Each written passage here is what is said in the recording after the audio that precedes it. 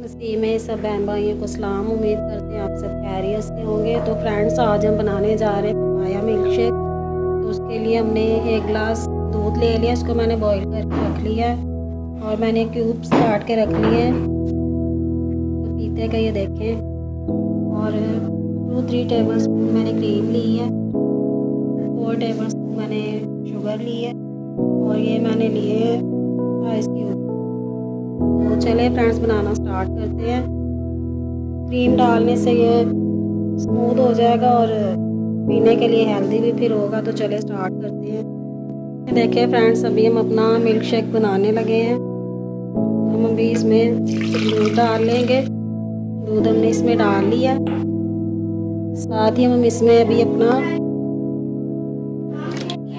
पपीता ऐड करेंगे।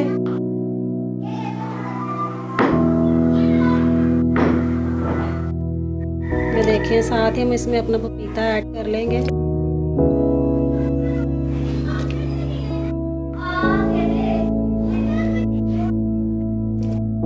ये देखें, अभी हम इसमें अपनी आइस क्यूब ऐड करेंगे, साथ हम इसमें अपनी शक्कर ऐड करेंगे। ये देखें, और ये हमारी क्रीम हम ये इसमें ऐड कर देंगे। तो अभी हम इसको बनाने के लिए लेके जा रहे हैं।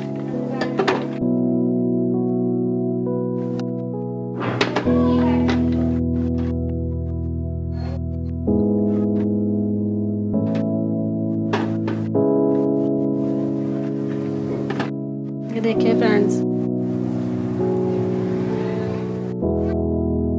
देखिए फ्रेंड्स, हमने अपना पाया, शुगर, आइस क्यूब और क्रीम सब मैंने ब्लेंडर में डाल लिया। तो अभी हम स्टार्ट करते हैं इसको बनाना।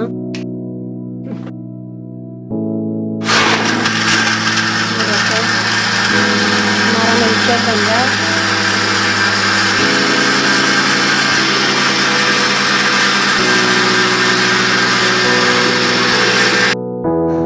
देखिए फ्रेंड्स, हमारा पपाया मिल्क शेक रेडी हो चुका है और मैंने छोटे छोटे क्यूब्स काट के रख लिए थे पपाया के, तो वो मैंने गार्निश के लिए ऐसे ऊपर डाल दिए। तो ये देखिए, हमारा मिल्क शेक रेडी हो चुका है, आप देख सकते हैं।